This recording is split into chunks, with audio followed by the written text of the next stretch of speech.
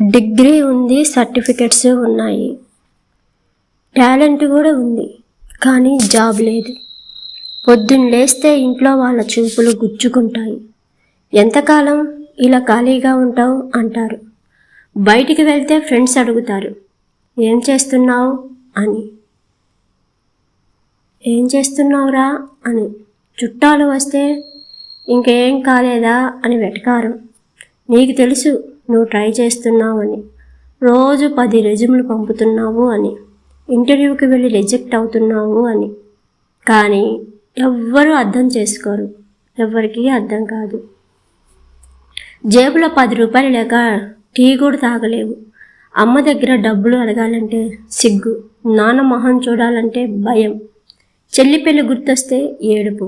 Job లేకపోవటం అంటే కేవలం డబ్బు లేకపోవటం కాదు, అది నీ ఆత్మవిశ్వాసాన్ని చంపేయడం, నీ విలువని సున్నా చేయటం, నిన్ను బతికున్న శవాన్ని చేయటం. కానీ ఒక్క మాట గుర్తుపెట్టుకో, ఈరోజు నిన్ను రిజెక్ట్ చేసిన కంపెనీ రేపు నీ కోసం లైన్లో నిలబడుతుంది. ఈరోజు నిన్ను చులకన చేసిన వాళ్ళు రేపు నీ అపాయింట్మెంట్ కోసం వెయిట్ చేస్తారు. ఆగకు, ప్రయత్నం ఆపకు. ఖాళీగా ఉన్నావంటే ఓడిపోయావని అర్థం కాదు, గెలవడానికి సిద్ధం అవుతున్నావు అని అర్థం. ఎందుకంటే ఆకలి తెలిసిన వాడు రేపు రాజు అవుతాడు.